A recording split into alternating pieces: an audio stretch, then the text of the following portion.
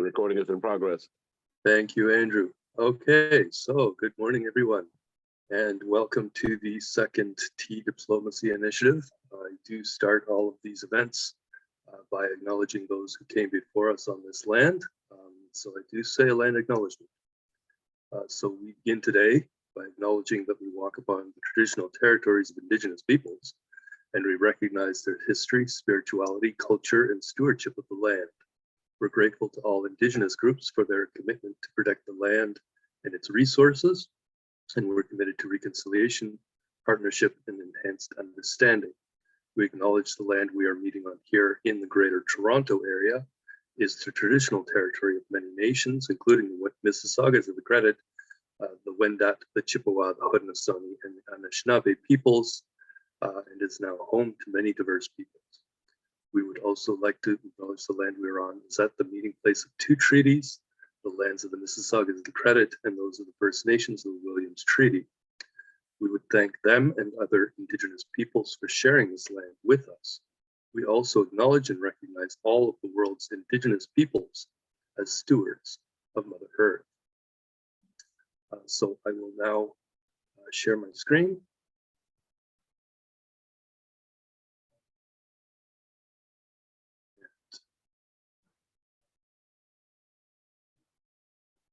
I hope that will be seeing this now.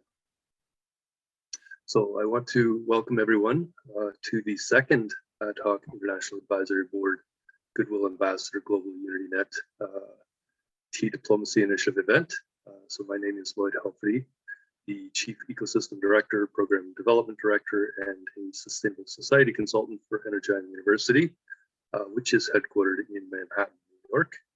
I am located in the city of Markham in the Greater Toronto Area in southern Ontario, Canada.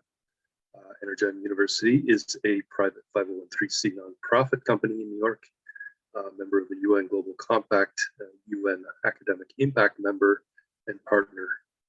AHIABGA University is a virtual university created to help empower global populations to reestablish a sustainable balance with their local environments.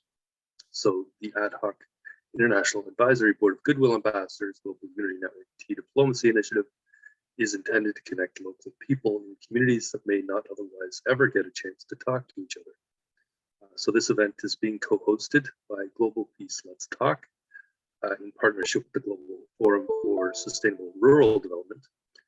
So this event connects local farmers, growers, and entrepreneurs across geographies and among members of the communities that may not otherwise ever get a chance to talk to each other, get to know each other's people, with the idea being to sit down, even if only virtually, have tea, relax, and discuss local solutions to global problems, like food security, hunger, climate change, the environment, peace, security, and the well-being of all people in each of our own local communities. So the people who are participating will also discuss, among other things, what kind of teas they like to drink and what unique teas are grown in their own local communities and region, and how important. Could we ask that people be muted as well? How important these teas are to their local people and cultures. So I will put into the chat my contact information as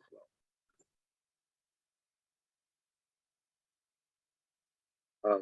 So as we move forward, I would like to also start this presentation by giving recognition, especially to Andrew Networks, which will also be rebroadcasting production-ready episodes of these kinds of events on the Ad Hoc International Advisory Board, AHIABGA.org domain, which are also being redirected to UCIT.tv site. So this particular event is being co-hosted again by UnityNet International, building our primary global partnership network, the Global Unity Network, which is demonstrating SDG 17 partnership with goals on behalf of the Ad Hoc International Advisory Board of Goodwill Ambassadors and Activists, where we are also seeking to promote and support the local implementation of the various solutions for achieving a collaborative regenerative economy that leaves no one behind. Where the other primary co-hosts, again, of this event are Global Peace Let's Talk and the Global Forum for sustainable rural development.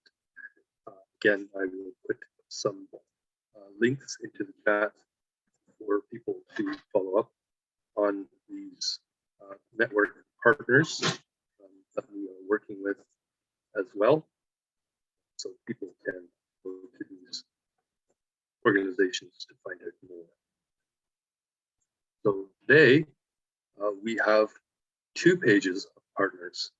So for this inaugural tea diplomacy event, our other partners do include our 2 main co-hosts, of course, the Global Forum for Sustainable Rural Development, Global Peace Let's Talk, but we also have the Ad Hoc International Advisory Board of Goodwill Ambassadors Activists, as said, along with the Global Unity Network, Andrew Networks, the World Humanitarian Organization for Peace and Equity, the Saga Foundation, We Energize Global Cooperation Turtle Island, the Drawdown Markham Climate Change Solutions Education and Training Hub, the Indigenous Global Unity Network, Carbon Shot Earth Sustainable Marketplace for Climate Solutions, the Unity Women and Feminist Network, Tots and Kids of South Africa, Jehovah Alive for Old Age in Uganda, the National Federation of Women Farmers and Appropriate Technology Asia in Nepal, Tri-Life Foundation in Malawi, Soweto CSI Council in South Africa, Gemma Skaters Youth Development Program, Village Synergy in Uganda, the Global Unity Business Group, UNINet International, the 5 Points Youth Foundation, EdFu Foundation, FutureLift Foundation, Cycle of Success, and Gemma Productions.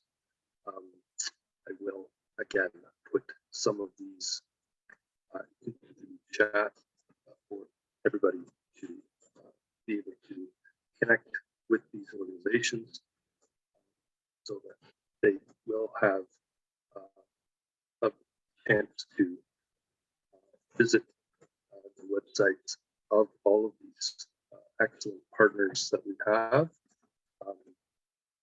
We have been working with for the past while. It has been interesting to work with many of them on this initiative as we move forward. I want to thank all of them again for all the excellent work that they have been doing in their local communities as we learn from each other how to localize the global goals, which ultimately is our overall objective. So this might take a little bit of time because we have so many partners, and actually this is only the beginning of our partnership ecosystem development process as we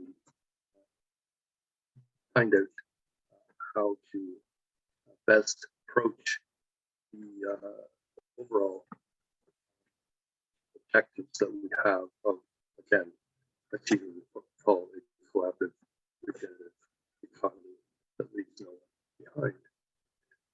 So we now go to page 2 of our partnership ecosystem. These additional partners of the Ad Hoc International Advisory Board and Global Unity Network Tea Diplomacy Initiative during this second event. It also includes now Caddo Asset Services Help or Cash Community Development at the Indigenous Global Unity Network. Again, UnityNet Culture and Diversity, the Unity Women's and Feminist Network, the Unity Tourism Network, the African Youth and Tourism Network, Unity Eco Village Network, Maui Aloha Project, Global Unity Network Climate Smart Kitchens Network, the Kindred Kitchens, Black History 365, Actions of Vulnerable Women United for Peace and Sustainable Development, or AHIABGA-TV, and the African Coaches League. So again, I will put in the chat the links to these many new partners during this second Tea Diplomacy Initiative event, so that people can have an opportunity to access and find out more about these various related networks, some of which are directly related to the Global Unity Network, or part of Global Unity Network, separate but important partners of the network we are building, which of course is starting in Africa, but will not end there as we move forward and develop our accompanying continental networks. As we move forward, we have started in Africa for the most part, with some nodes in different countries, but as we build this global network, we will include people from around the world. So this second Tea Diplomacy Initiative live and recorded event is happening today, of course, and today is International Tea Day. It is also World Day for Cultural Diversity for Dialogue and Development. So this tea diplomacy event will have themes related to discussing what kinds of teas people like to drink and what unique teas are grown in their local communities or region, how important these teas are to their local people and cultures, along with discussing how our UnityNet Culture and Diversity members can support the rest of the Global Unity Network members and their plans to establish unique and culturally relevant local Unity Garden infrastructure projects that reflect the local cultures of each country, community, city, or eco-village. So again, into the chat, you will send information about the Tea Diplomacy event that is going on right now, including the original event. There's a link to the original Tea Diplomacy Initiative, the first one we did, along with information about this week of solidarity with people struggling against racism and racial discrimination, which was the theme of our first event that we did. So today's event is the result of our efforts at organizing to have this second virtual tea diplomacy event. During this virtual tea diplomacy event, we are again bringing together people from across the business and development networks, posing questions to leaders and other high-level decision makers as we sit down virtually and have a cup of tea with some of our Global Unity Network members who are part of the grassroots communities, especially with those who are living and doing work in the various marginalized communities around the world. So the conversations we have, we'll be asking our participants to discuss during these moderated virtual casual conversations between the sustainable development decision makers, the professionals, and our grassroots members who are doing the grassroots work on the ground work in the local communities will be related to those themes that I mentioned in the previous slide. On this page, you'll see our social media pages, which you can also join, especially if you are watching this on Facebook or otherwise. Give you an opportunity to join one of our future Tea Diplomacy initial events, virtual events, casual discussions between these high-level decision makers and the people who are living in the grassroots communities of the Global Unity Network. Again, in the chat, you will find the link to especially the social media for the Tea Diplomacy Initiative. So today is International Tea Day, which is observed annually on May 21st, according to the United Nations. So the concerning resolution was adopted in December 2019, of course, and calls for the United Nations Food and Agriculture Organization to lead the observance of the day. International Tea Day aims to raise awareness of the long history and the deep cultural and economic significance of tea around the world.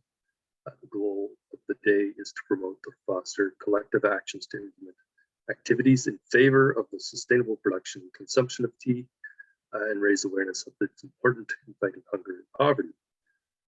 International Day has been celebrated on December 15th since 2005 as well, in tea-producing countries like Sri Lanka, India, Nepal, Vietnam, Indonesia, Bangladesh, Kenya, Malawi, Malaysia, Uganda, and Tanzania.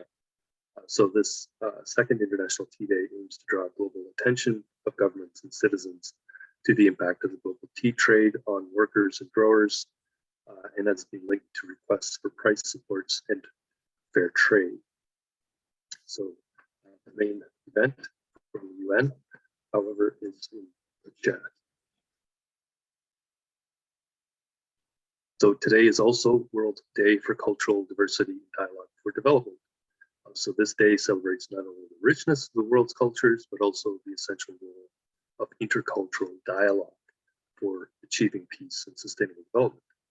So the UN General Assembly declared this World Day in 2002, following UNESCO's adoption of the 2001 Universal Declaration of Cultural Diversity, recognizing the need to enhance the potential of culture as a means to achieving prosperity, sustainable development, and global peaceful coexistence.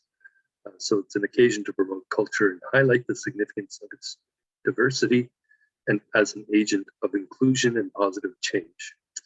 It represents an opportunity to celebrate culture's manifold forms, from the tangible and intangible to creative industries, to the diversity of cultural expressions, and to reflect on how these contribute to dialogue, mutual understanding, and the social, environmental, and economic vectors of sustainable development. Again, in the chat is a link to the observance. So we will take a short interlude here while our Tea Diplomacy Initiative Poet Laureate will recite the opening poem for us to contemplate. Before we begin our discussions, I will resume this opening presentation following the recitation of this poem, which is approximately 3 minutes. We are people of our own color. 7 seas and 1 big ocean. It doesn't matter how big, small, dark, light, Christian or not you are. We all come from the same origins. Origins that when we trace footprints lead us to the central heart of Africa. Because Africa should unite and nothing will bite. Instead, we will forever have peaceful nights. Africa uniting wouldn't be bad, instead it will never hurt. Trees! Allow me to be your garden at least, so that I could plant these poetical seeds into your cultivated mind with optimistic thoughts and activities. We are still enslaved by our own memories. Right now, my broken, beaten bone skeleton wants to escape this flesh. My soul is rejecting this temple hospitality of one who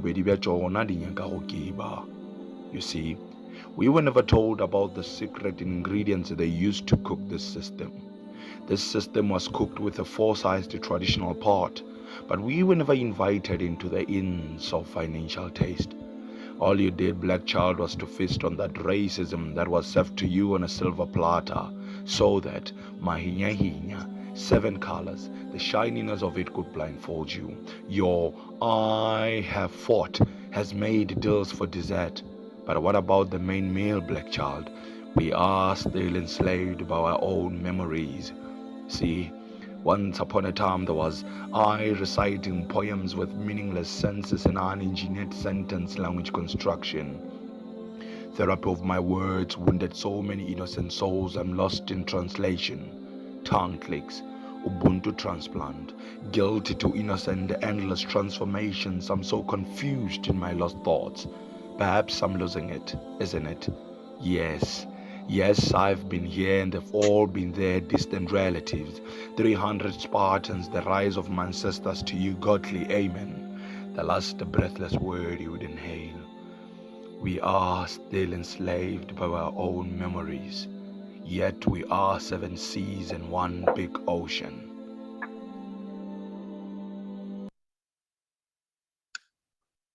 So thank you.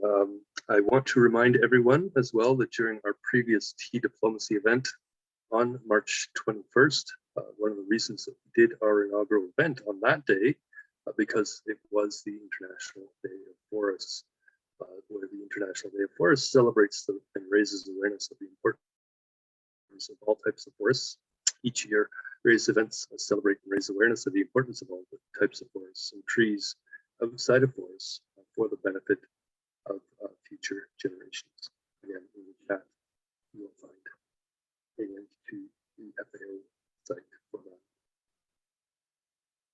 that. So the reason this is important is because we want to highlight the importance of especially what we call 3D polyculture food forests. which are a type of perennial polyculture garden based on a forest ecosystem in which more species of crop varieties are grown in one patch or space at the same time. So food forests are a form of polyculture in which different layers of fruit-bearing or edible plant species are mixed. They are important because their function is in maintaining things like soil health and biodiversity, along with greater resilience and stability of natural systems. So food forests have several advantages compared with monocultures, including first of all, soil degradation would be occur less often. It is the different harvested products could increase the yields, and food forests can also be a source of social cohesion through a practice of inclusive farming and other economical activities. And so I will again put into the link some various information about food forests and cultivating using indigenous wisdom. So I also wanted to mention the Global Unity Network Unity Garden. It's a branded learning garden intended to deliver life value peace education in the context of an open source regenerative climate smart landscape or infrastructure solution. So Unity Gardens are intended to be independent local cooperative enterprises that are used to deliver a variety of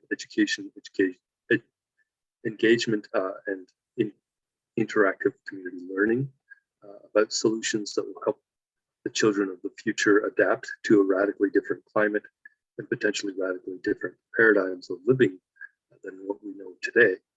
So it starts with delivery of the various progressive, practical, and transformative curriculum, like the Buckminster Fuller programs, along with various humanitarian entrepreneurship skills training in practical settings, in other words, practical learning. Every Unity Garden is intended to be both off-grid and renewable energy powered, so no diesel generators or other such things, except perhaps for emergency backup. And we'll be connected to each other via our Interchange for Peace virtual collaborative network. So again, I will put into the chat a link to the Unity Gardens network and our urban food and farming network, including for cities in the urban areas.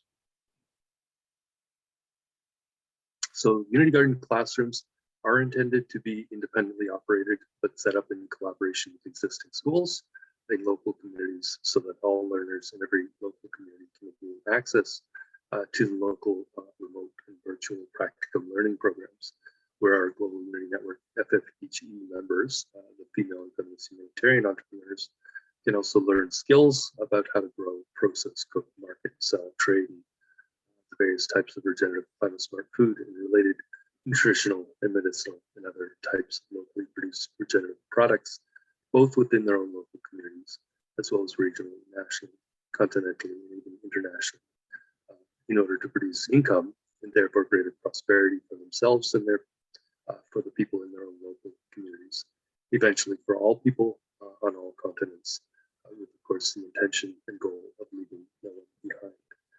So at this time, Unity Gardens come in 5 different configurations as Unity Gardens, Climate Smart Food Gardens, Unity Forests, Climate Smart Kitchens, Spark Learning Centers, Climate Smart Education and Training Centers, and Wheel of Life Farms and Farm Schools. So again, in the chat, you will find some of the important links to other nodes of our network, including the Regenerative Living, Learning, and Lifestyle Network, and some of the nodes of our network. So Unity Forest, Unity Gardens were originally based on the concepts of the CSV Gardens delivered by the Foundation for Building Sustainable Communities, which has their own Victory Forest brand, but our Unity Forests are uniquely delivered in the context of a regenerative 3D polyculture food forest. I had mentioned before about the establishment of the Unity Forests as being an essential part of a process of practical reconciliation, again, with all of the indigenous peoples of the world, one country, one community, and one watershed at a time. So what is practical reconciliation?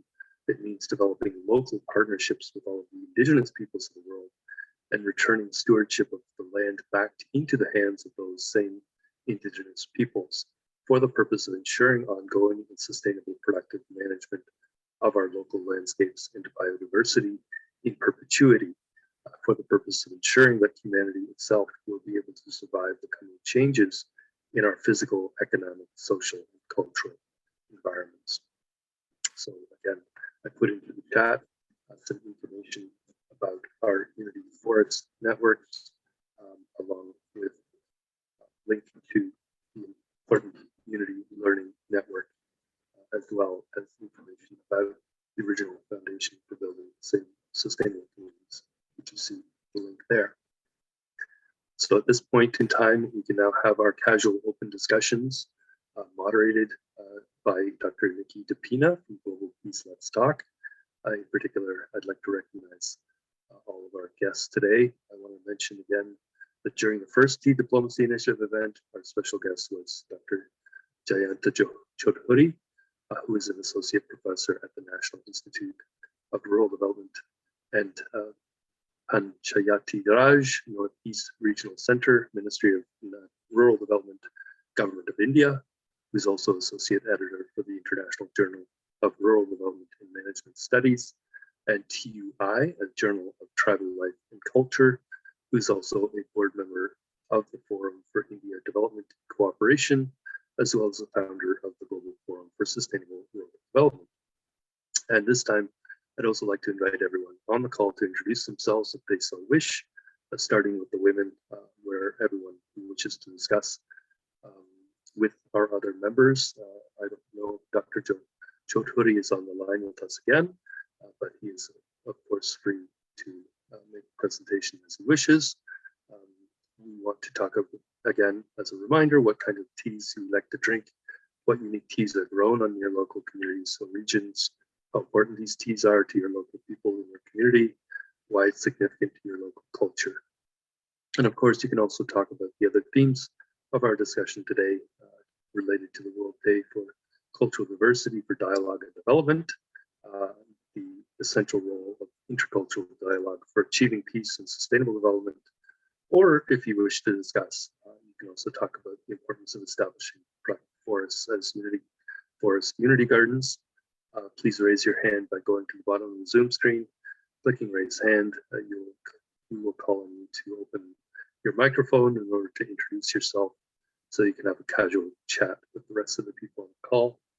Please be respectful, lighthearted, most importantly, positive in all of your comments and discussions. This is not about airing our grievances, but rather it's about getting to know each other and connecting with other people and to the issues that are at the core of ourselves and our local communities. It's about being open in our hearts, connecting to others, and getting to know each other as people. While this is also about making people aware of the issues, it starts with getting to know each other so that eventually we can also work together in the future as we consider to implement our local solutions. I'd also like to ask everyone to please keep yourself muted, put your contact information into the chat window so that others on the call will have your contact, especially if you are new to the Global Unity Network and these calls. Please include your name, organization, and contact info, email, WhatsApp, telephone number. So I can stop my presentation for now, or I can keep this up and we can have a casual discussion as we wish. And at the end of this, I will restart my presentation from this point to end the call.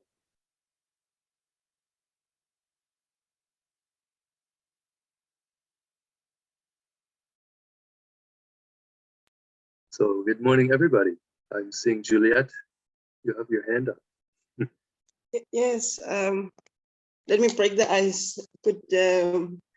What is it again? Is it good afternoon? Good afternoon on my part.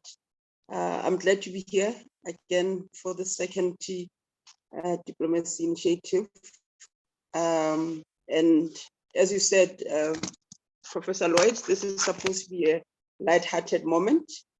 And normally on these calls, we have very few of the light-hearted sessions. We always deal with very heavy issues.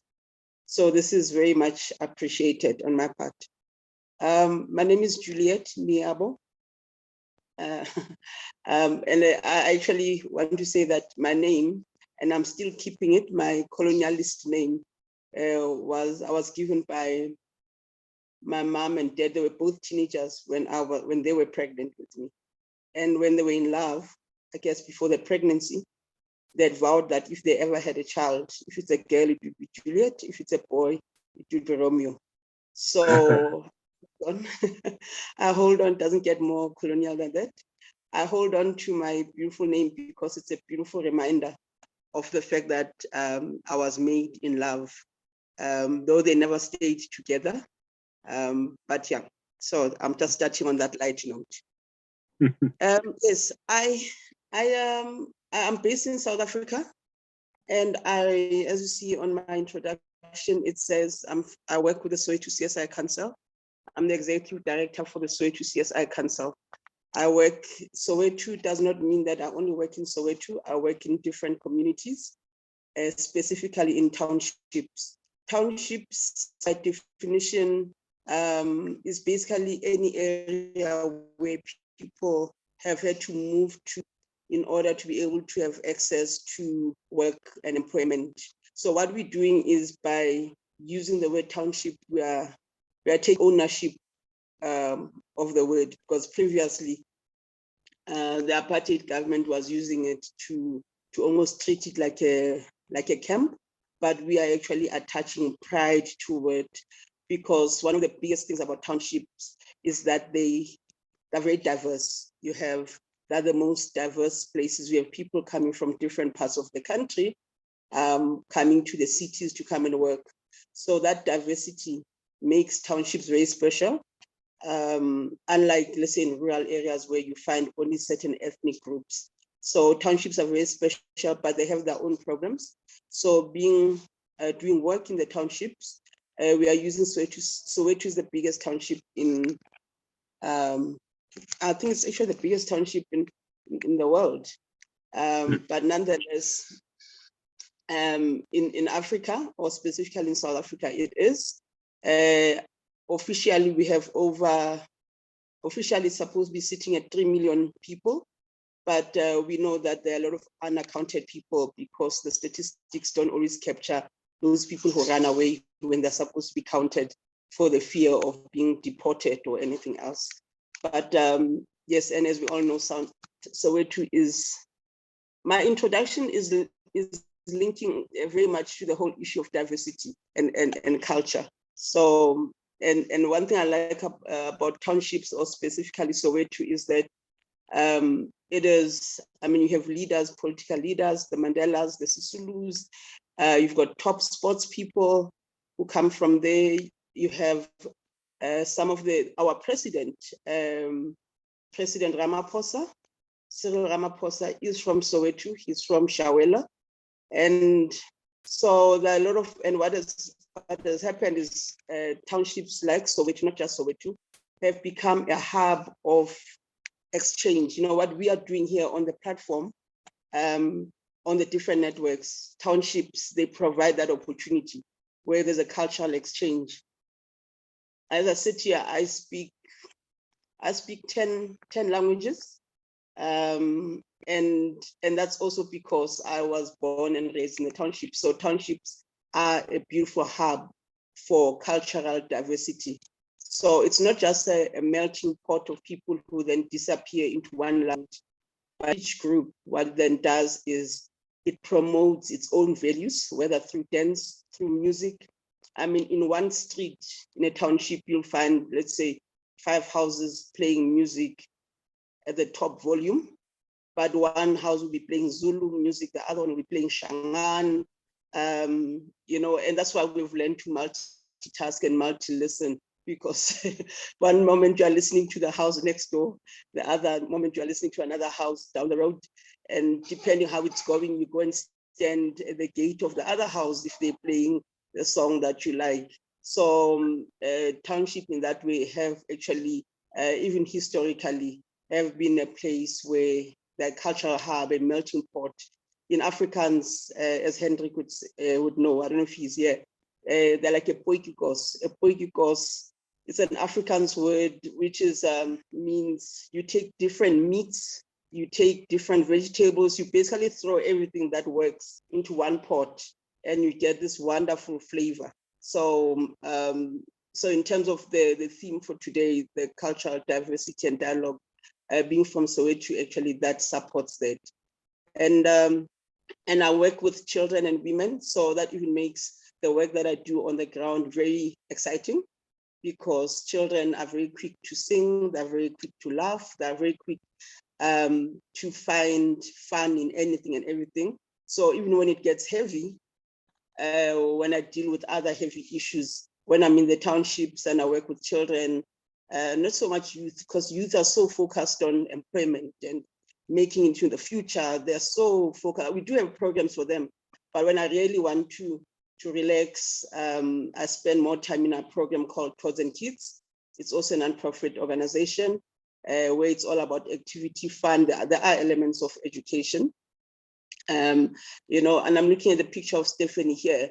You know, the smile that I see on her face, that's the type of smile I think I have throughout the day when I'm working with kids. And I'm a coach, I'm a sporting coach. That's where my community work started. And then, so that also for me, it helps.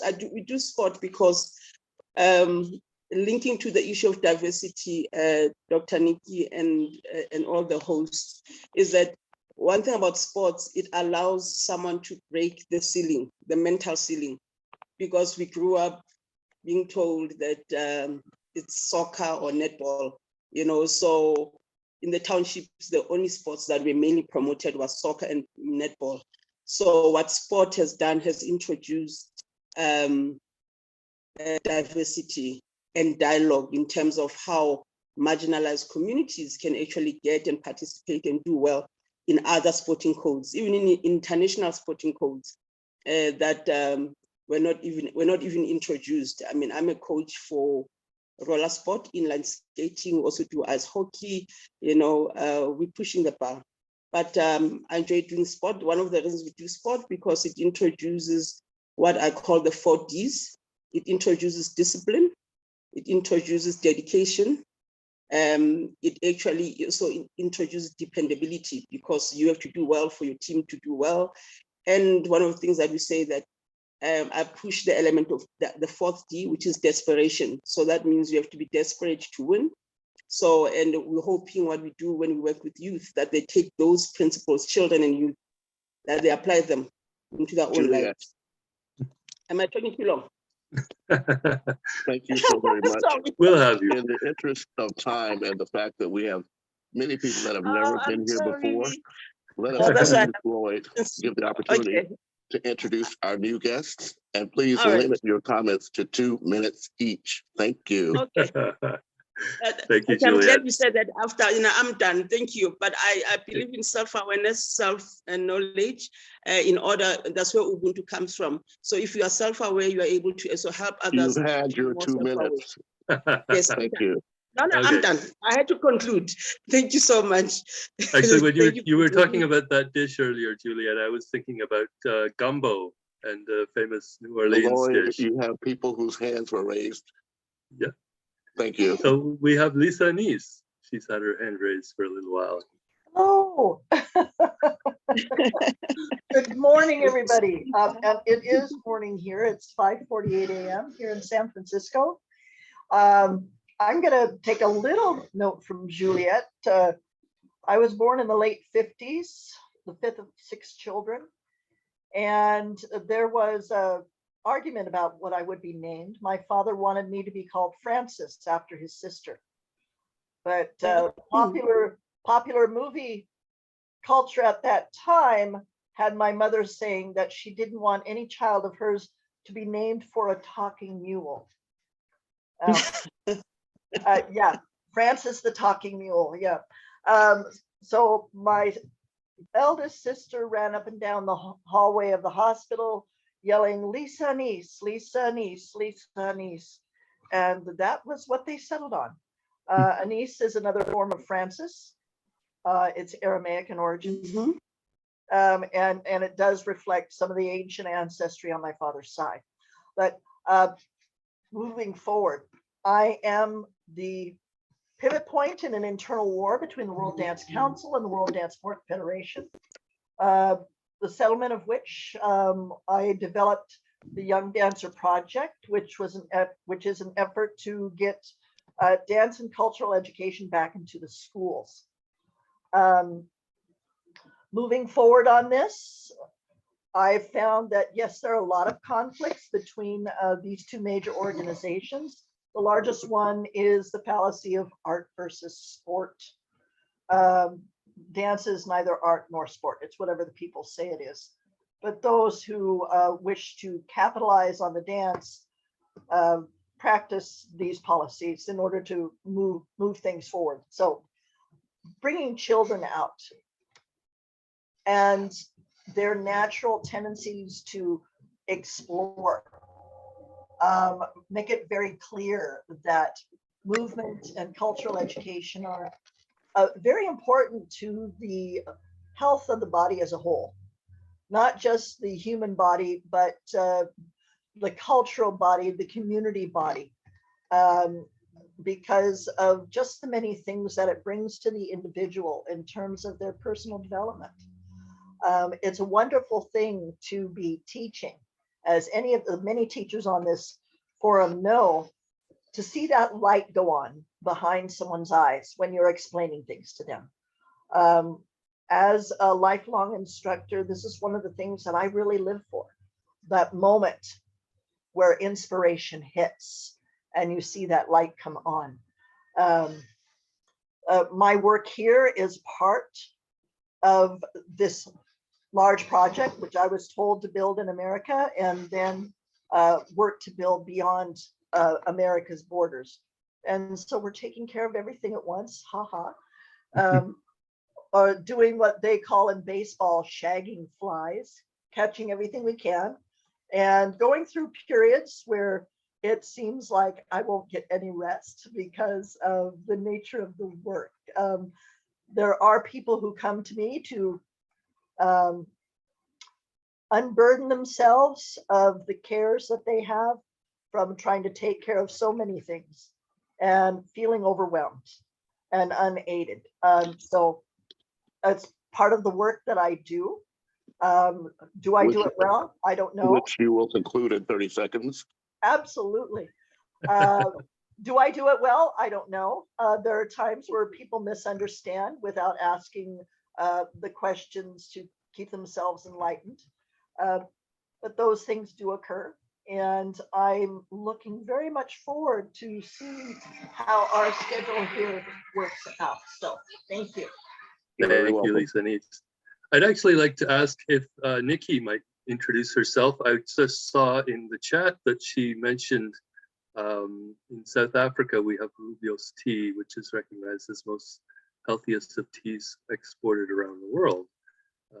And we would like to have Nikki introduce herself, as she is co-host of this event as well. Hello, everyone. I hope you're all well. It's such a treasure to gather all of you together and to share things that matter a lot to you about your culture. So I like the Tea Initiative for this reason. And the reason is that you can share with us an event that you held in your country where you managed to bring people together, invited them for tea, and then at that tea you discussed certain things about different cultures, different days that you celebrate. I think the Tea Initiative is incredibly powerful in being able to say that on this day we managed to gather all these people together and these are the things that we spoke about, and hopefully it created a better understanding, because we tend to judge without knowing. So if you have an event and you have guests and you're busy talking, then it allows you to let go of those perceptions and things that are just not true. So you're creating this awesome understanding, and that is what makes a difference. So my suggestion is, because it's so great to see so many people here. So my suggestion would be for the members here to share ideas on a tea event that you can do in your very own community, and then share with us what happened at the event, what tea was served, what did you serve with the tea, and what all did you discuss, and mostly what did you learn from that event? What specifically made a difference in accepting a different culture? That is what we need to do, because the tea initiative, the heart of the tea initiative is about bringing people together. So I would very much like to know what happened at the event that you put together, and that you can share that with us, and the one can learn from the other. Because if your event had this awesome impact and everybody left there feeling so positive, then share that with us so we can say, wow, I also want to do one. There are so many things you can do with the tea initiative. You could invite artists, you could have a day of poetry, you can have a music session. Let's start getting creative, because all of you are incredibly special and all of you have a different way of doing things. So let's get excited and active, and let's start introducing a real active tea initiative. And we can let everybody then share, and we'll share pictures, we'll put it on Facebook, and we'll make a lot of noise about the tea initiative. So that is my input. Thank you. Well, thank you very much, Nikki. And in the spirit of tea diplomacy, for those of you who are able to open up your video, perhaps now would be a good time for us to open our videos so that we can see who's here joining us. If you're able to do so, then we'll take a group shot now, because at the end, many people leave and we miss you. So I'd suggest, Lloyd, that now might be a good time for us to consider taking a group shot, but the ball's back in your court, Lloyd. Wonderful idea, Andrew. Let's do that. We love the photos. Yeah.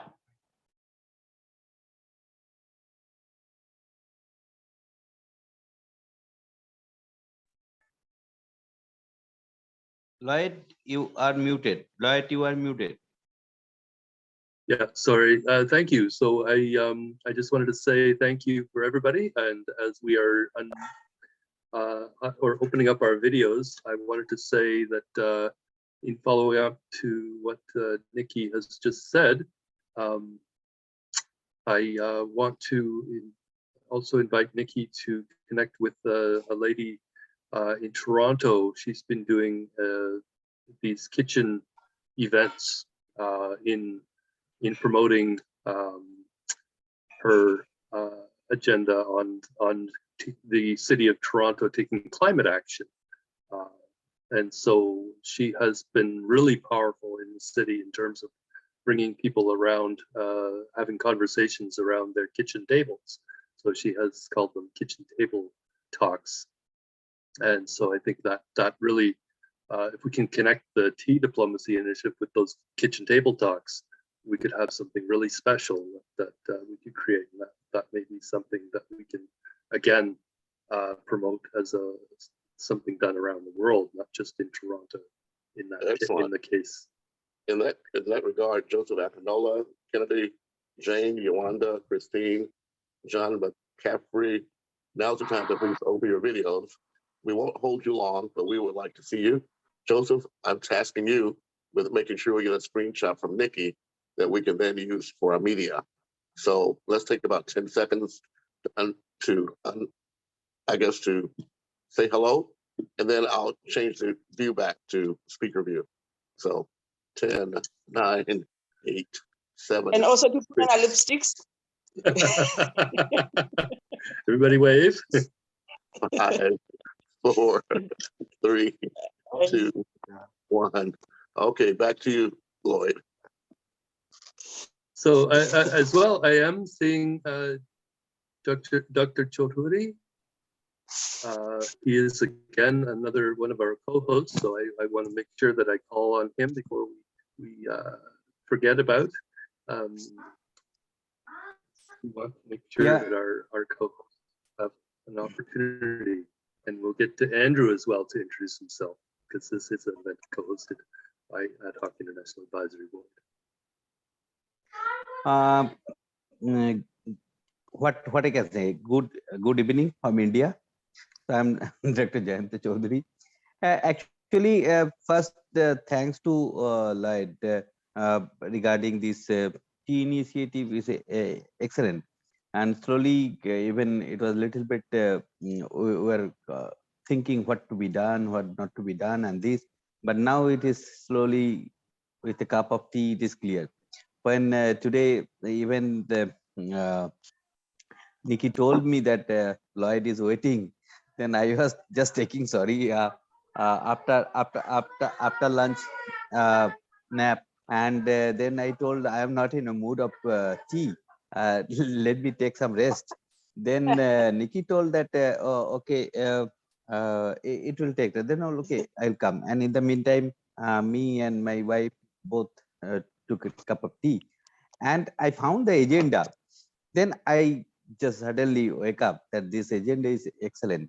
Excellent in that sense that tea, how today is, I mean, 21st May is the tea, International Tea Day.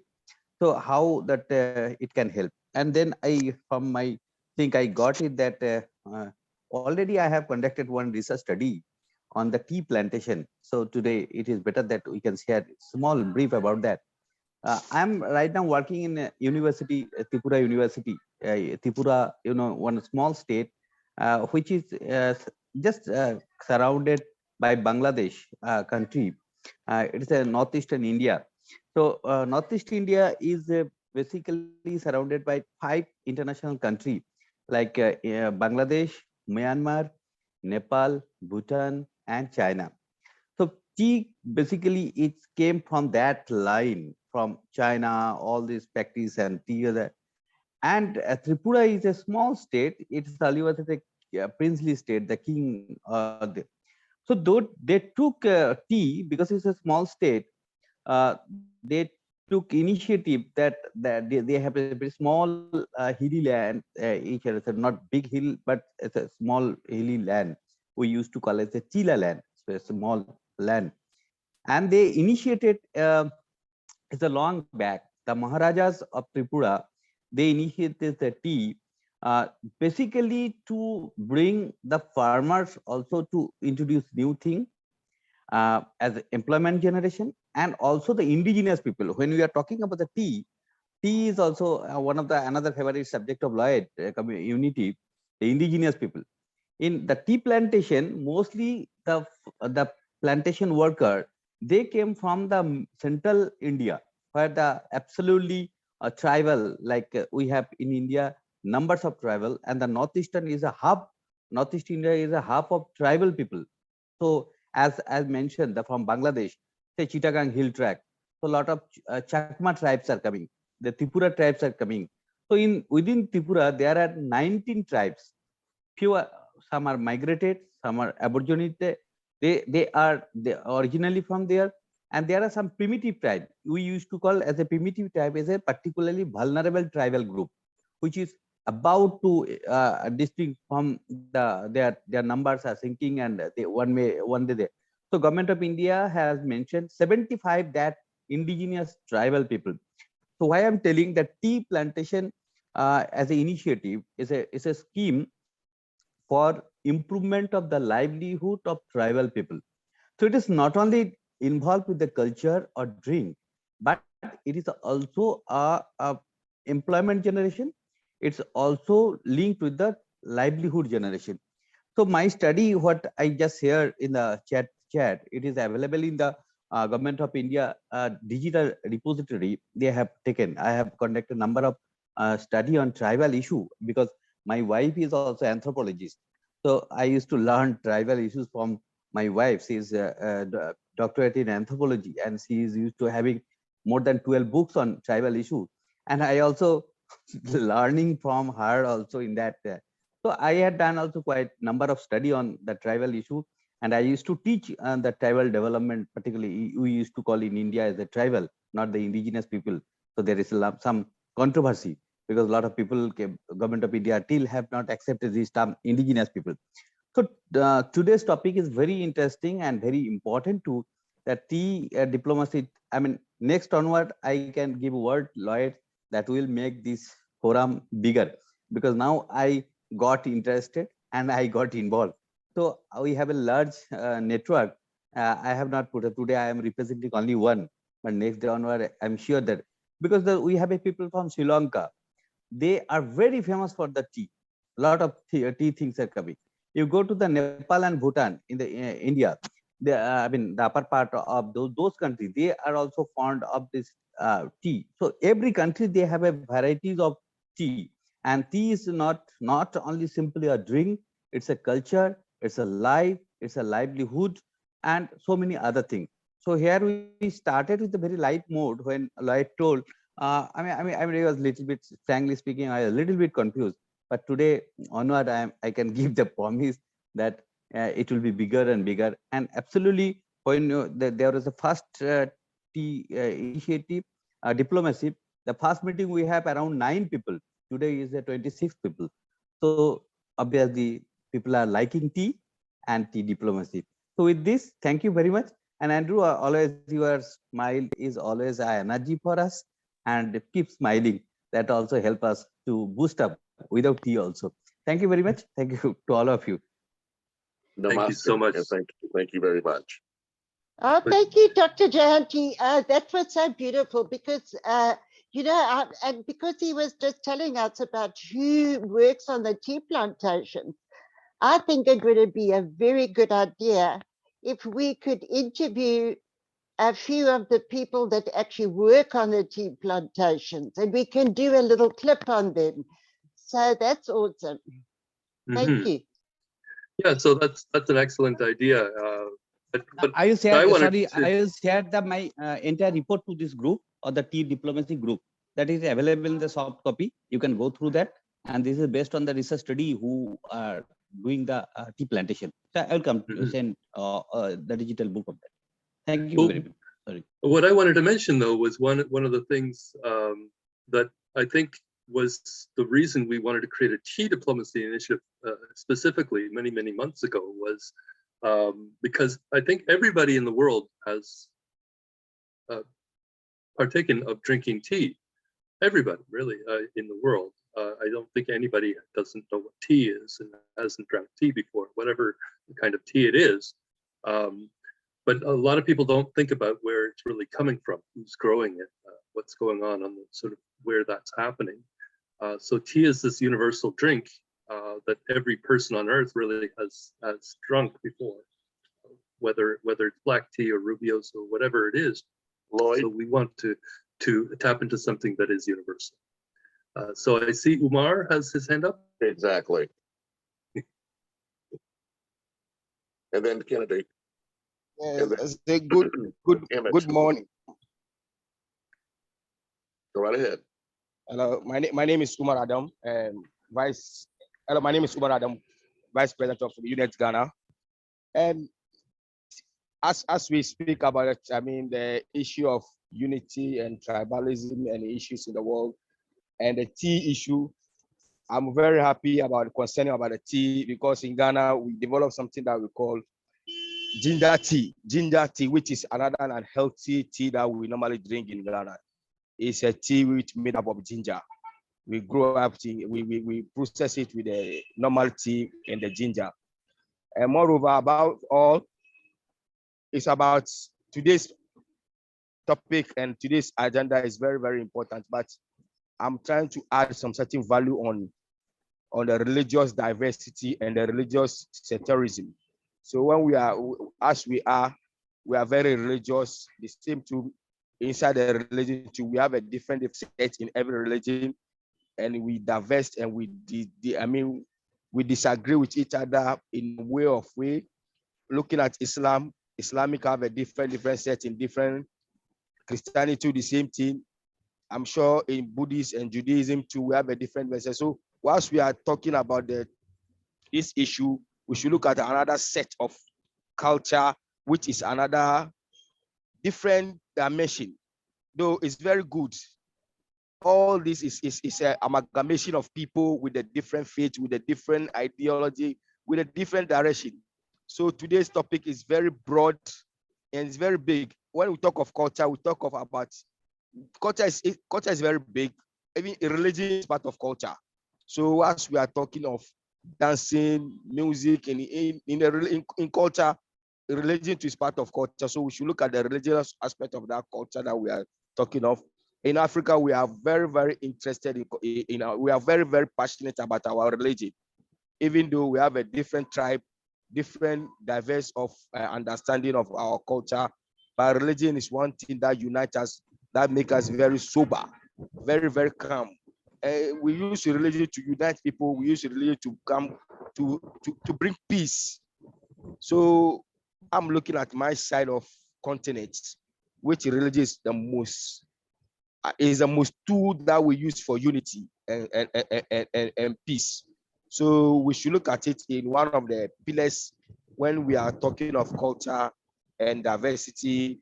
It's very important. And thank you very much. So thank you, Umar, for those comments.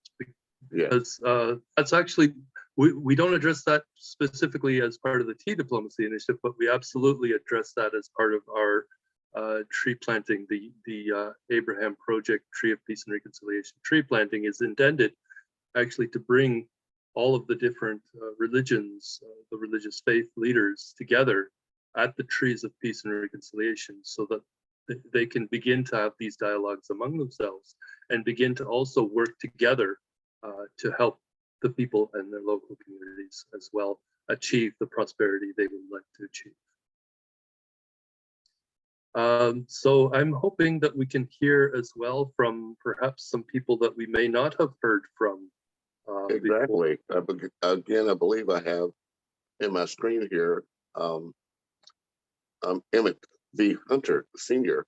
I don't recall him participating with a previous event. So Mr. Hunter, if you could unmute yourself and introduce yourself and let us know where you're from, a little bit about your organization. And you have more than 2 minutes if you choose. Wow. I'm privileged. Thank you so much. Hello, everybody. I am Emmett from Liberia, West Africa. And I'm involved in empowerment. I work with underprivileged women and youth, the youth population in Liberia, with emphasis in agriculture.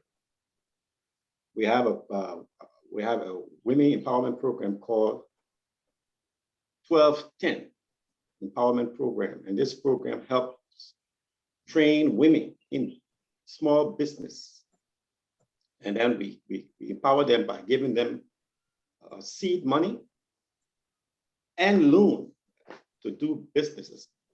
But our focus is on agriculture, basically. So they do agriculture generally. Now we also work with farmers. I help local farmers improve the methods of agriculture to have a very good resource. And so we specialize in rice production. I am also a farmer. I'm a traditional farmer.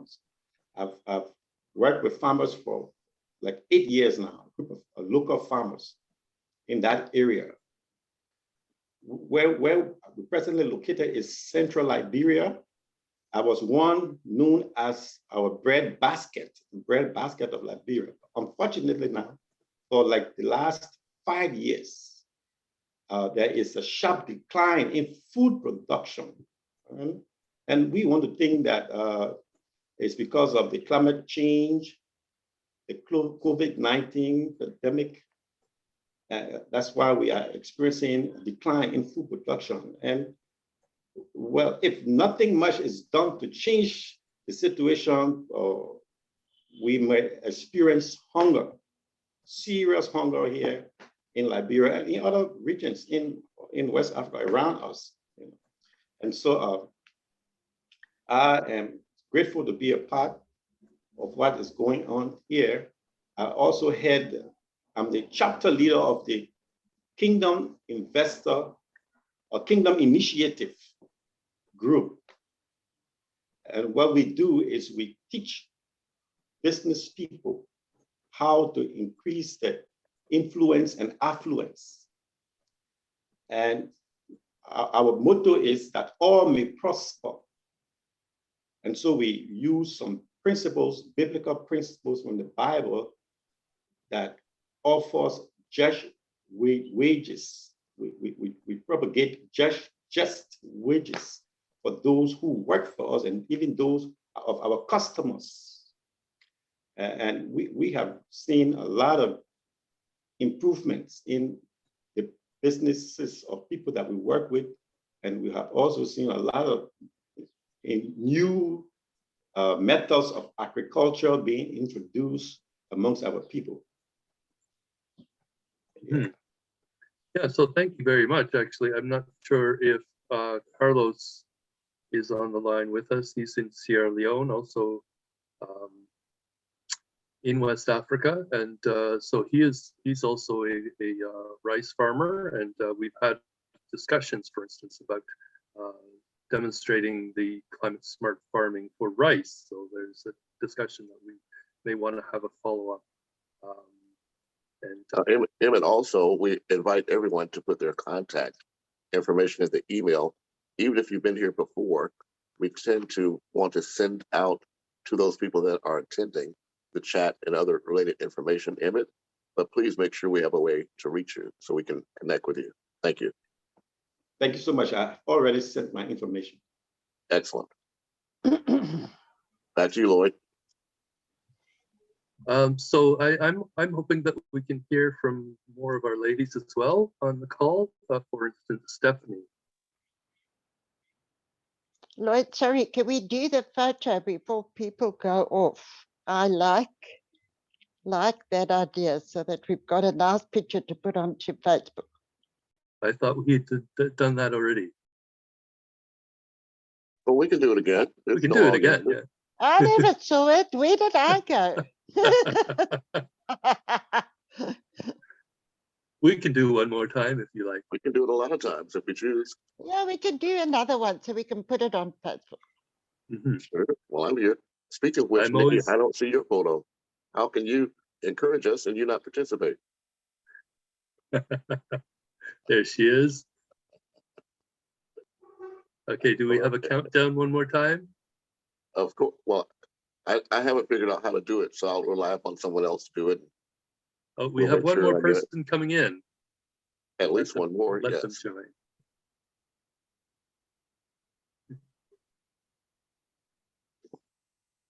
Nice kitty, Lisa Ann.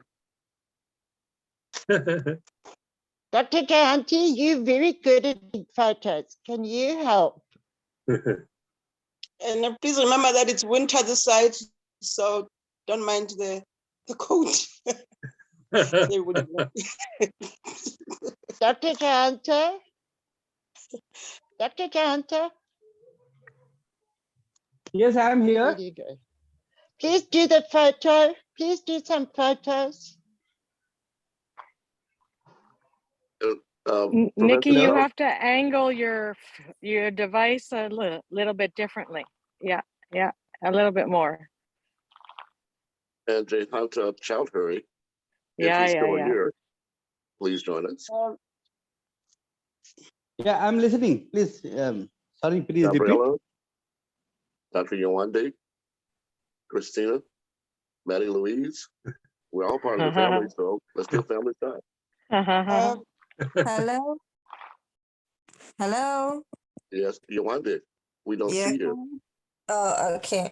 No, you can't see me. I'm trying to put a proposal together. I'm working on the air ambulance project proposal by WARP. And I think this is a good time to say that if we are going to have an air ambulance, I think our patients are going to need to drink some tea before they take their medication or food, Imagine you just rescued somebody from Ukraine, at least give them a cup of tea and some sandwich. So you can talk to Lord Helferty on that, or WHOOP president. Well, you're the best person to talk about that. I know you're busy, but this is the time for you to take at least 2 minutes to explain to us what you're doing, if you so choose. The ball's in your court. We plan to round up the writing of the proposal by Wednesday, so we can have it ready by 1st of June. So I think I will leave it to Lloyd Helferty because he's also a board member. So I will just focus on writing. So if you're into production of tea, we don't want packaged tea. We want the raw material, and our pharmacy students can process it and give it a label. So they have something to practice with. It's not tea that's manufactured elsewhere. It's going to be manufactured by the WHOOP students. So if you are interested in such projects, pharmacist on the board is Venus Health. So anything pharmaceutical or nutrition is going to bear like a Venus Health logo. So it's going to be tested by her. So everybody has something to do. My job as a member of American College of Healthcare Executive is just to certify that the plane is okay for health and safety.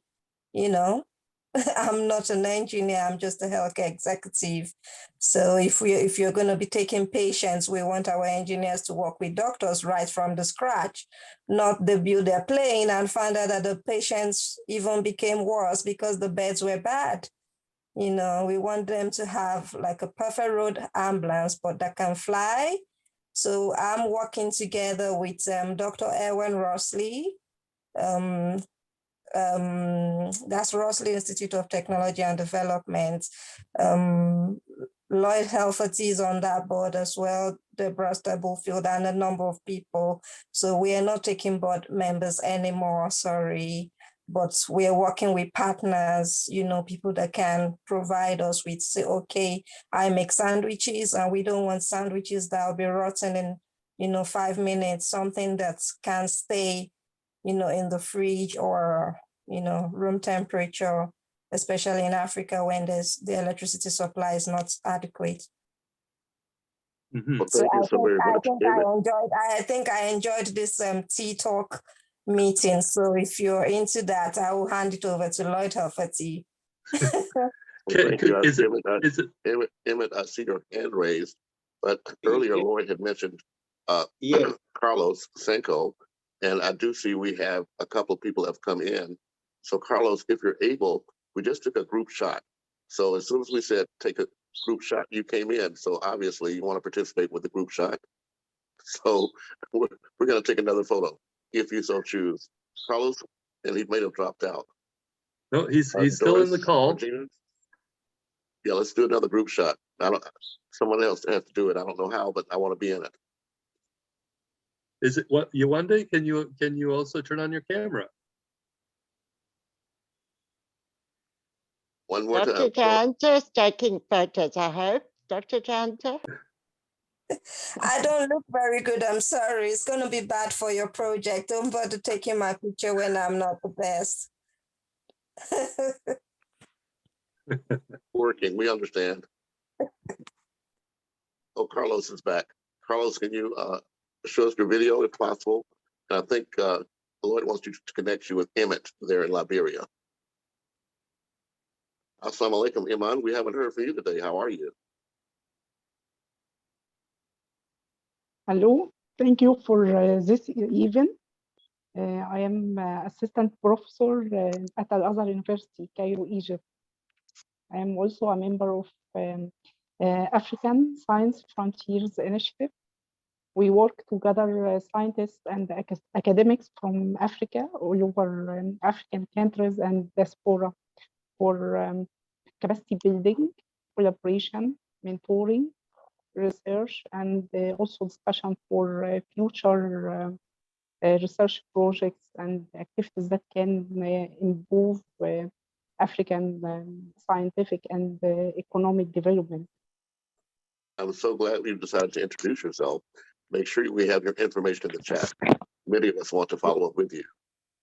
I write it, and I also will send you my email. We have monthly events, research seminars. Also, we welcome if anyone wants to share research activities in the field of any field of science, but we lack contact from those in agriculture and other humans and social. If anyone wants to share their activities, we welcome them. Absolutely. So for sure, we'll want you to join our UnityNet Egypt group, which we have placeholder, but we've actually been looking for a female leader for that organization. Okay, could you share a link with me? Yes, so we can I'll connect with you afterwards. Awesome. Okay, thank you. We found her. You found us. Emmett, the floor is yours. Yes, I did not mention any tea, but my family have been drinking the Soso tea for the last 11 years. Soso tea, you won't find it in the store around us. So we pick the leaves from the Soso tree and we shade dry them. And we prepare them as tea, boil them, and when we drink them, and they have helped us in many ways over the years. So like our sister who spoke about the tea, I would like to get in contact with her. And then I have also exported some of the tea leaves to the United States of America to some of my friends who have been using the tea for some time now. So I would like to connect with her and get more information about the tea. Well, that's very interesting. In the chat. Information is in the chat. So we encourage you to follow up individually, but we do want to find out what goes on. So let us know in the future how we can begin to work together and collaborate together. Sorry, Lloyd, back to you. Yeah, no problem, no problem. Emmett, I'm hoping that you can put some of that information into the chat again. The name, I think I heard Soso tea. These are very unique. We're always interested in all of these unique local teas that people actually drink and that perhaps nobody else knows about. And so we want to encourage, of course, the production of these as what we call climate smart as well, as we move forward, so we can address this whole issue we have, of course, of climate change, as well as implementing the solutions to achieving sustainable development and ultimately achieving, as we call, a collaborative regenerative economy. In that note, Lloyd, you have Mohammed Mustafa, who also is sharing his video. So, Mohammed, would you like to introduce yourself? Assalamu alaikum. Please, if you like, unmute yourself and introduce yourself. Tell us where you're from and make sure you speak clearly. Thank you. Thank you very much. I am Mohammed Mustafa Sanko from Guinea-Conakry. I am Sierra Leonean, born in Sierra Leone, but I've been in Guinea-Conakry for over 20 years. Just after the war in Sierra Leone, I couldn't return back to Sierra Leone to stay. I have my family here, my wife and children here in Guinea, my wife Guinean, and my children Guinean, so I'm a Guinean. Actually, I love and happy for this meeting today concerning tea diplomacy. The common tea that is mostly used in Guinea is called Kankeleba. In Madingo tribe, they call it Kankeleba. In every bush around Guinea, going into Sierra Leone, you have that plant we call Kankeleba. The Susu people call it Kantilibanyi. I am from the Susu tribe. We call it Kantilibanyi, which is very good for different problems, health problems like hypertension. People even use it for the treatment of hypertension. So it's very, very good. During Ramadan time, people use it in the evenings, at least to cool down to control pressure. So there are groups here, there are business people here from France and from other countries who set up their business centers here to produce that tea in different kinds. So it will be very important that UnityNet also look at this Kankilibai in terms of Guinea chapter to develop it as UnityNet Africa and Diaspora. I am the president for UnityNet Africa and Diaspora, Guinea chapter. Thank you very much for having me here today. So this is also important to talk about the health benefits, the medicinal benefits of teas in terms of the economic development as well of marketing these teas to other places, other countries, and other people, so they know about all of these things and the good things that can be achieved by drinking these different kinds of teas as well. So I'm seeing Gabriela. Have your hand raised. Did you wish to unmute yourself, Gabriela? Maybe perhaps even turn on your camera as well. You must remember the 2 minutes. Prince Andrew is watching you. That's only for the veterans, Juliet.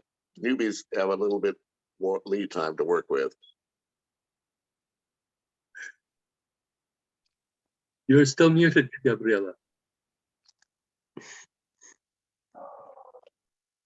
Can you hear me now? Yes. Yes. Wonderful. Welcome. Yeah. Thank you so much. Good afternoon from Uganda. I'm Malaika Gabriela. I'm happy to be part of this meeting this afternoon. I was longing and looking forward to this. Yeah, I am a director at JAFOA. This is an aged care organization. Actually, we're in love with the elderly persons, that's 60 years and above. When we talk about tea, in East Africa, we have a tea which we call majani tea. That's black tea. We just mix the tea leaves, that's majani tea, with hot water. And in African culture, especially here in East Africa, it used to be like in the evening hours where these older persons will sit under a tree.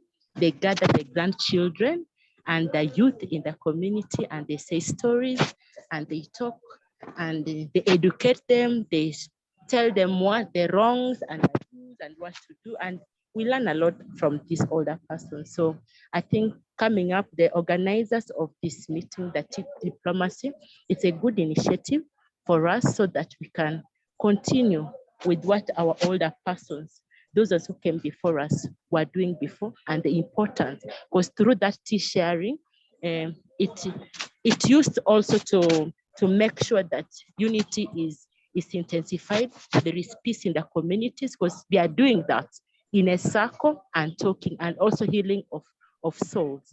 I will not talk a lot today. I will listen and contribute.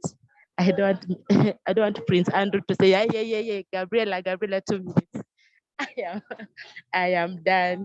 Thank you so much for this. And I'm also here with my majani tea, sipping it as I continue listening to the discussions. Thank you so much. Protocol. Thank you, Gabriela. That is so important, actually. That gathering in the circle with the elders and the youth and the children. I think that is actually also reflected in the logo of the Unity network as well, the Global Unity Network, and our logo that's showing the people gathered in a circle. And I think that relationship that we have coming together just to have these casual discussions, especially if we can have a cup of tea in our hand and just discuss the issues. And that is also the symbolism of the Tree of Peace and Reconciliation.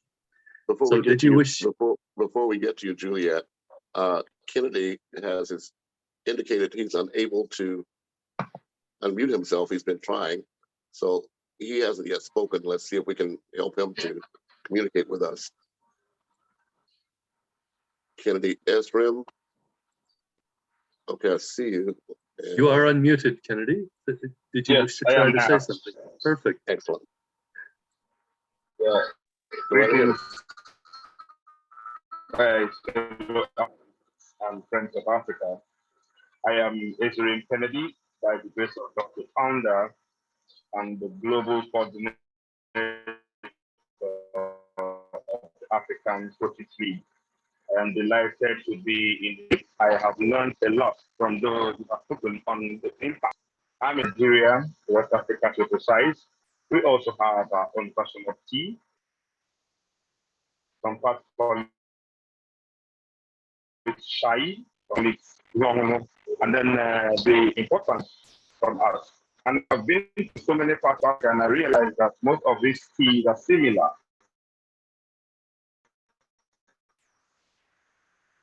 You know, just different, but the tea itself, the smell, the aroma, it's the same. And then I believe what it does in the human body is the same.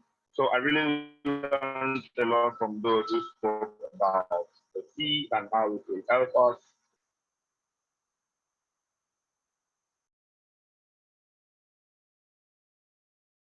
Unfortunately, the connection is not So very good. Like I said, I've been to that. Hello. Hello. Yeah, we just didn't hear you probably for about 10 seconds. Can you hear me now? It was, you are back on. Yes. Perhaps you might want to try to turn off your video, but turn on your audio. You might get a better connection. You're muted at this point. Hello, hello. Can you hear me now? Yes. All right. So sorry about that. Yes. So the tea, like I said, the African Coaches League is a vehicle that takes me around across Africa, and then I realized that these teas are similar. The difference is just the name and maybe the mode of making them, but it is the same, and it's very good for the human body. So we have access to the producers, or will I say, the planters of these herbs, because we call them herbs here. So if in any way any of us need direction on how to get these materials, such as cloves, dates, herbs, and all kinds of roots, we are open to make it available to whoever may need it, because I believe in the sustainability of tea in our lives. Thank you. Thank you, so Kennedy. much. And that's actually important as well. The tea is not just leaves. Tea is bark. Tea is roots. Tea is all manner of different parts of plants. And so there are likely a large number of different teas. I know, for instance, in my travels to South Korea in my younger years, that there were such an enormous variety of teas produced from an enormous variety of different parts of the plants. Of all manner of plants that they put together for their health, for the benefit of their own bodies in terms of their well-being. Juliet, we do see your hand raised, and then Gemma, I know you've come in just now, but we've been taking photos all day, so we're going to use you coming in as an excuse after Juliet speaks to take another photo. All right, Juliet, go ahead.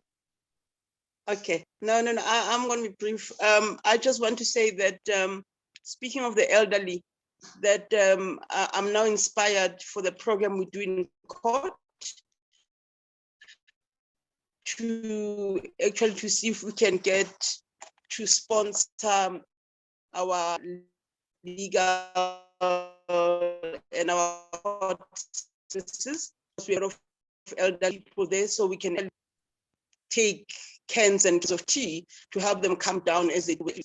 And still linked to tea, the other challenge that Professor Lloyd is the issue of sugar. Diabetes, high consumption of sugar is a problem. So the honey project is quite important in order for us to encourage people to take tea with honey instead of sugar. So because tea is popular. And also, if we're looking at doing moringa tea, moringa is quite bitter. So we are going to need the honey.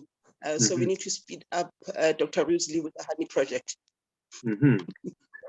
Thank you. Doris, we see your information in the chat as well. Would you like to unmute and introduce yourself if you have the opportunity? If not, Gemma, I think you come in late, so you have opportunity to take a couple of minutes to let us know where you're from and what's going on with you in the tea world. So either Doris or Gemma, and then back to you, Lloyd. I seem to insinuate myself here, but I can't help it. That's your personality, Andrew. We love it. Gemma, are you available to talk and introduce yourself? If not, we can possibly go to Christine Chialissima.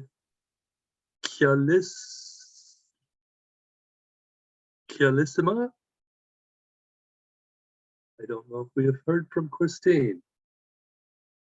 You were on briefly. Oh, Lloyd, maybe you could check the chat. There's quite a lot of interesting comments there. I can't seem to access them.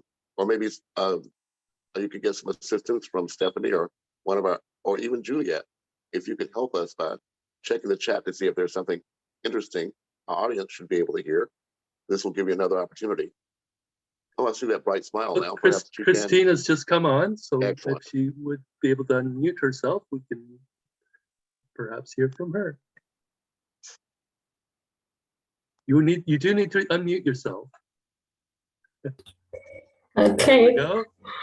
Okay. Good morning, everyone. My name is Christine Chialissima from Uganda, a member of UnityNet. Yeah. Go ahead. We can hear you. You can hear me? Yes. Yeah. Above the tea, in Uganda, we take tea. That is every morning before we take any other meal. Tea is the first thing after you wake up. It's black tea usually. Black tea is obviously very common.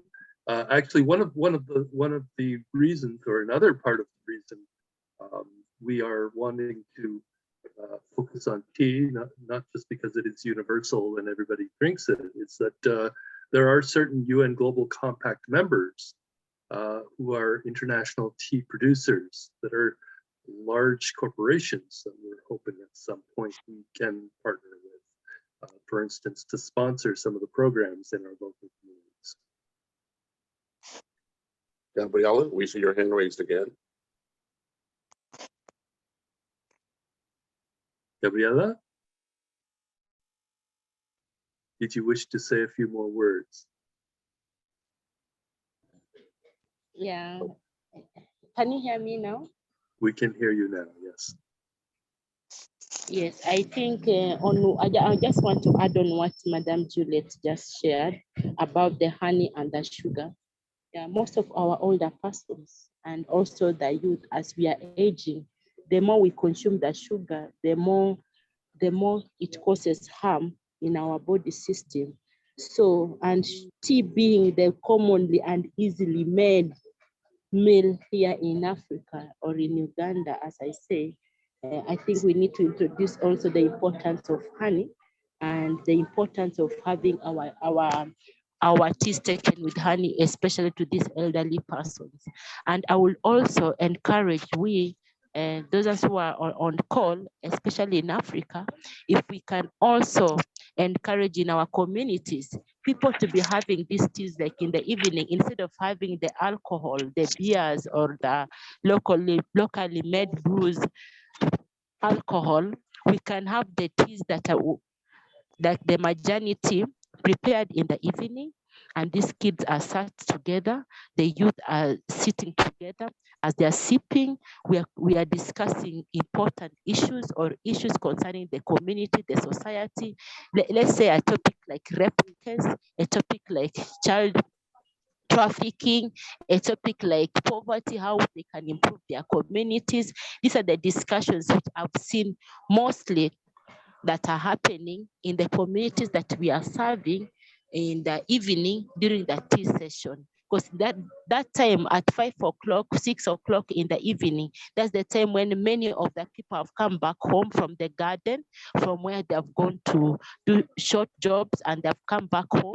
and they can be able to discuss around in the compound under a tree as they're enjoying the fresh air. So when I talk about also the trees, it's also important as we're going on with these discussions, we encourage in our communities the tree planting sessions.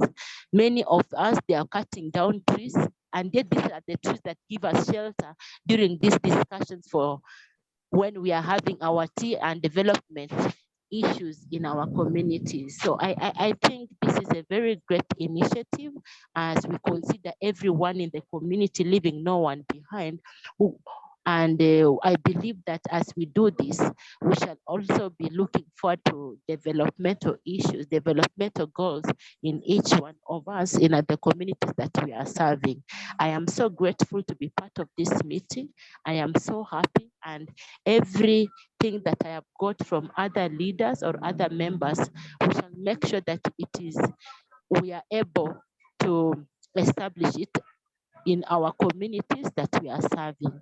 Thank you so much, Mr. Lloyd. And at least we have to sensitize on the tree planting to give us shades during these team meetings in the evenings in these communities. Thank you. Thank you, Gabriela. And not just for people. I saw a post this morning on WhatsApp in one of our groups where they showed just even a small little tree that was planted, and then there were some birds sheltered underneath in the shade of the tree. Just 3 little doves that were there, and so this is also for the wildlife and the nature in our communities as well, the biodiversity. There was a comment in the group by Dr. Nikki, about tea and how it helps in with trauma in the DRC. I don't know if she wants to share a little bit about that. Dr. Nikki? Did you wish to speak on that? Yes. Yeah, sorry.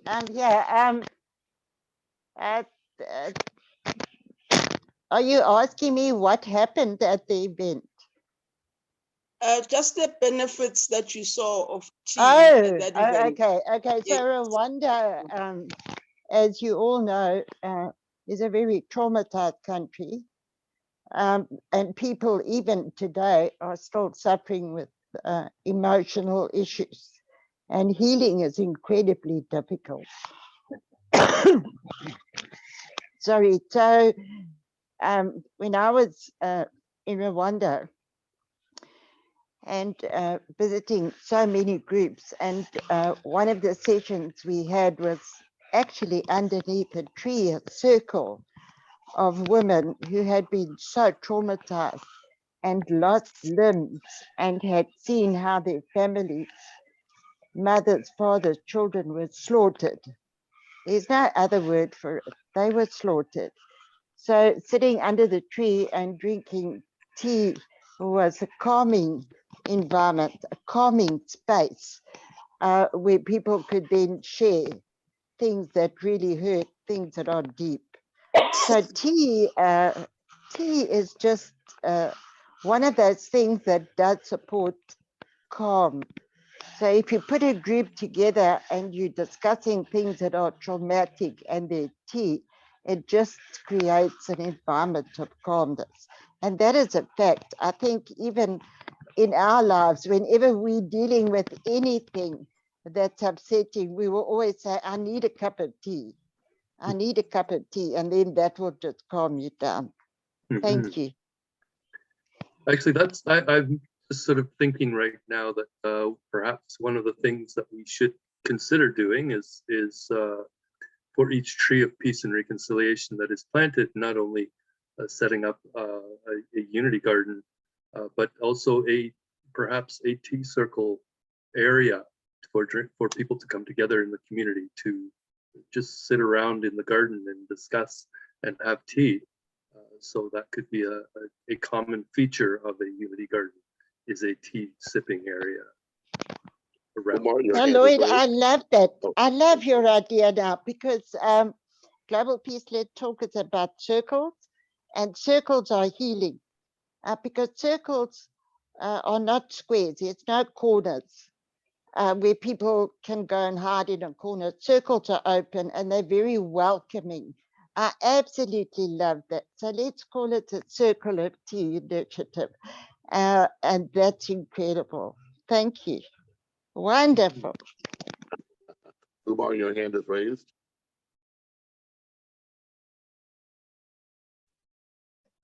And there are several notes in the chat, Lloyd. You might want to take a look. Umar, can you unmute yourself, please? There's one from Malaika about whether honey can be crystallized, the same as sugar, to make it easily usable for people who use tea. Good.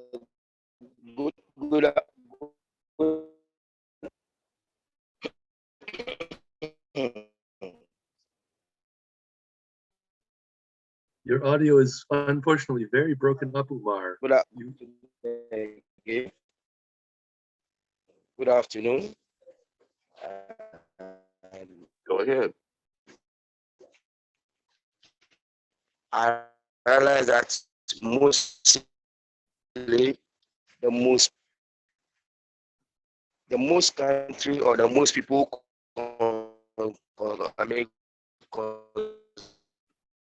consume tea a lot is the Arab.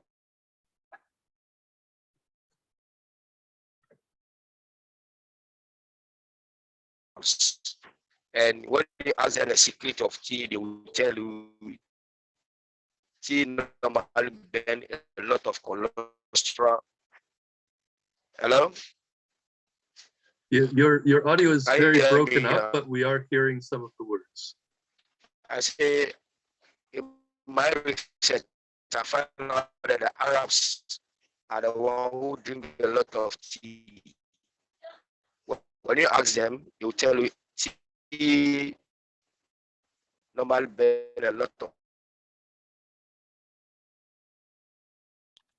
Umar, you're going to have to put your comments in the chat. Unfortunately, we cannot hear you. So I'm going to unraise your hand. Put your information in the chat, please. Lloyd, back to you.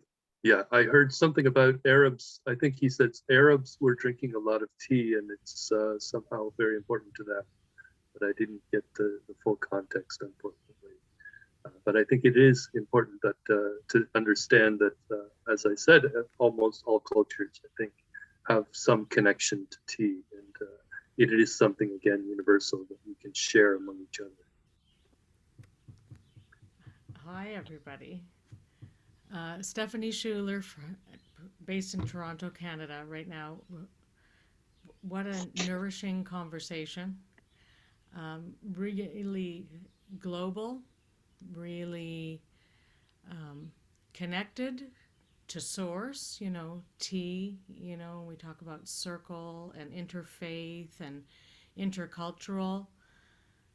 And what I felt so inspired, like each of you, your angles, your connections to tea. And what really touched me is, especially being an advocate and a guardian for the children, for the women, for intergenerational communities all my life, had to do with just sitting down saying, oh, I need a cup of tea, you know, and if that's a practice, which it has been a practice in many places, probably all the corners of the world or all the circles of the world since the beginning of time.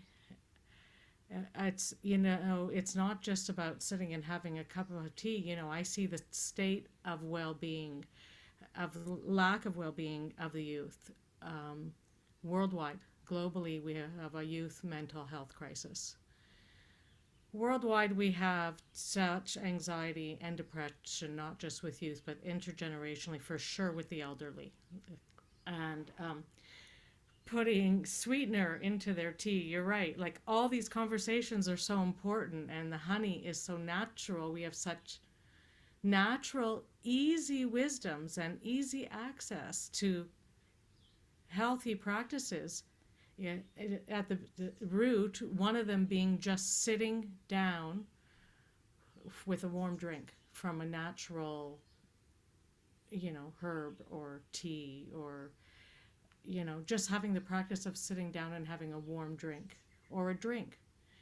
And especially communally, with a friend, with a housemate, in circle.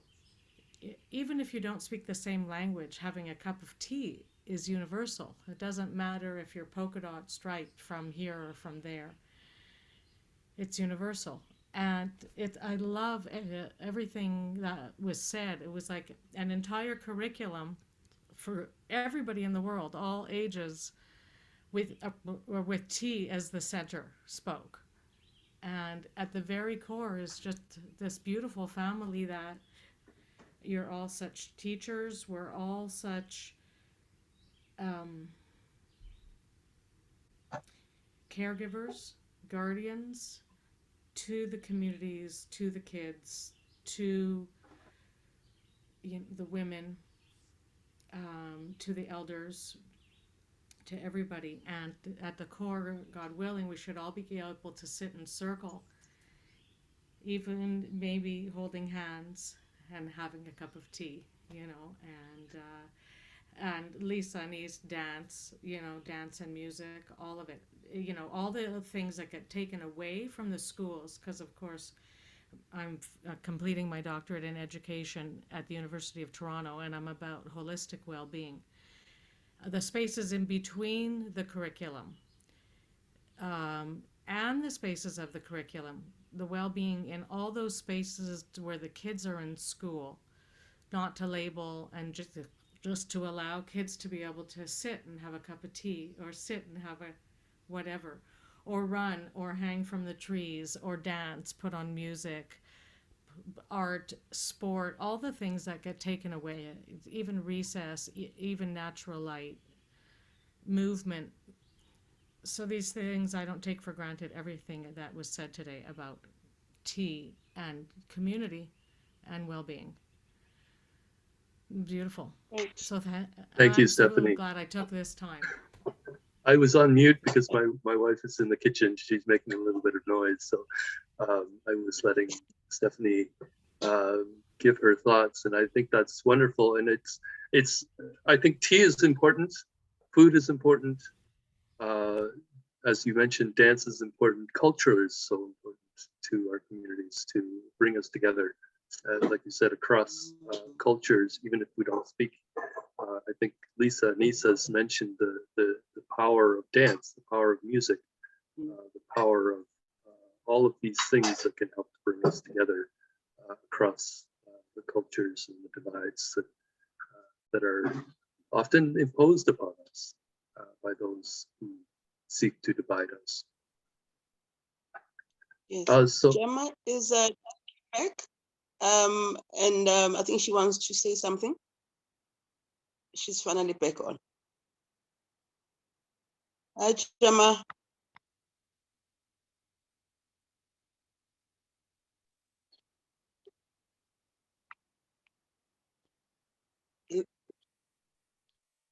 Gemma.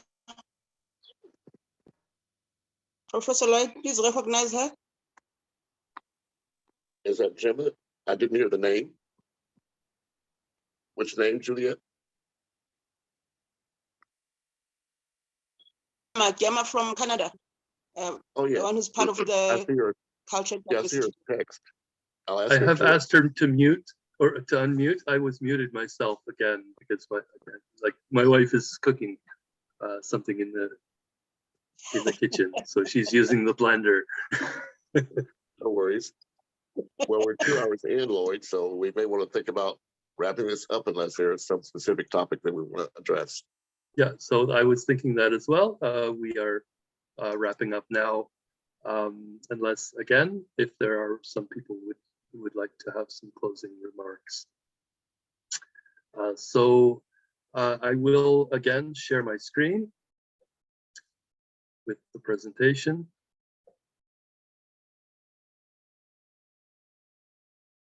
Share.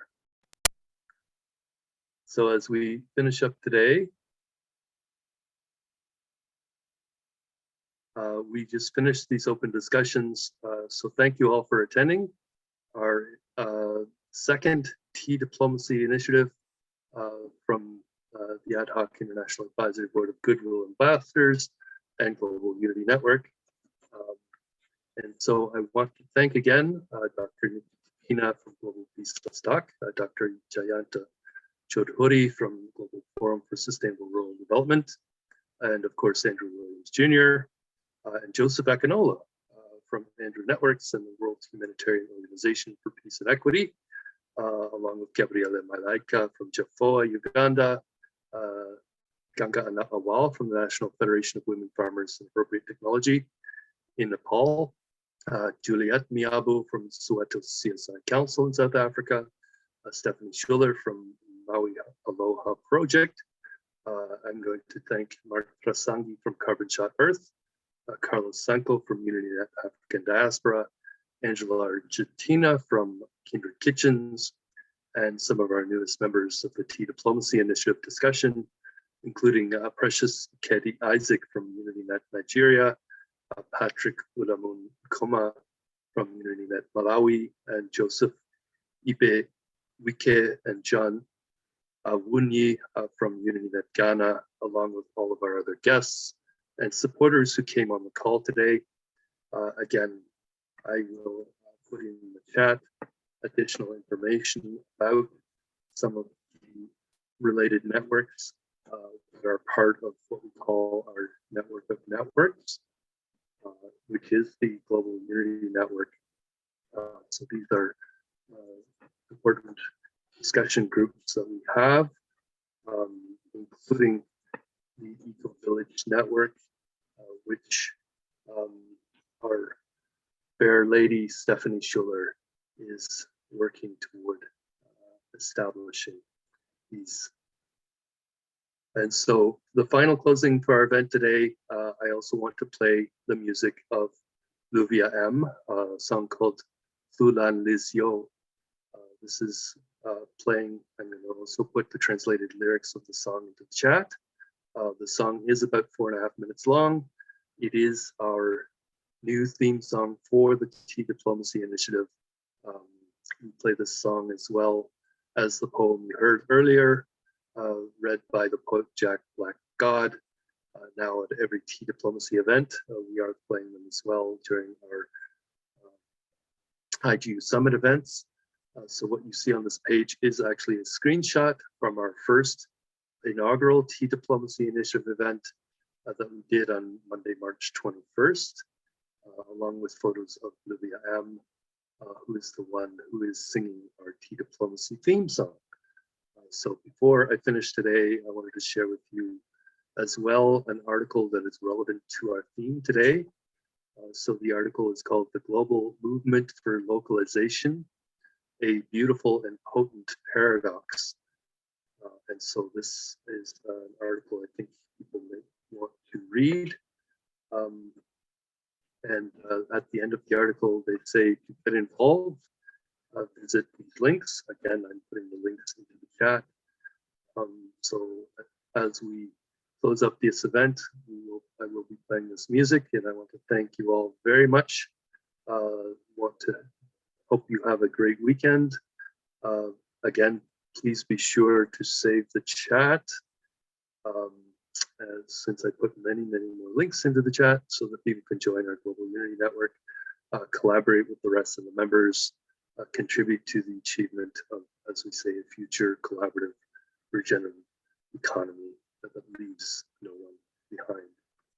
So again, in the chat are the links for the lyrics to the song that I will play right now.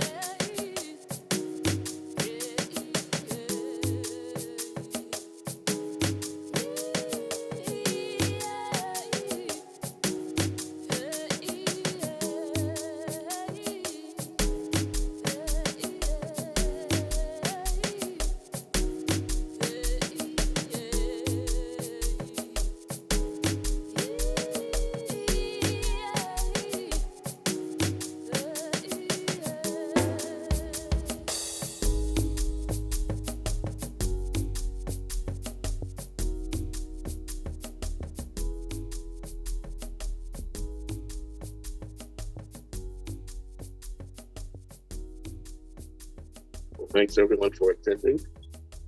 This is our last windup for today. Again, we're opening up the floor for any last thoughts or comments. If not, we're going to wrap it up. Okay, thanks everyone for attending. Thank you so much, Andrew, and everyone that's on the call today. We will see you at the next T-Diplomacy event. And reminder, June 5th is the Ad Hoc International Advisory Board, Global UnityNet, the what we call Abraham Project Tree of Peace and Reconciliation Tree Planting event, and I will be promoting that very extensively over the next couple of weeks. All right, thank you all. You for the meeting. Have a wonderful day. Please, what's the title of the song again? So please, you can save the chat. All the information is in there. I was wondering if you would kindly share the recording with us. This we can have a conversation afterward about that, but it's coming from South Africa, so this will be actually from Juliet. She's a member of our team here, so if you want to reach out to Juliet, she would be the person of contact for that. Thank you. Okay, I'm going to end the meeting. This is always streamed on the Facebook group, the AHIABGA network, so you can see the replay there. But we need to have your email address in the chat if you want to get the chat itself. Thank you so much. I appreciate it. Okay. Have a good weekend.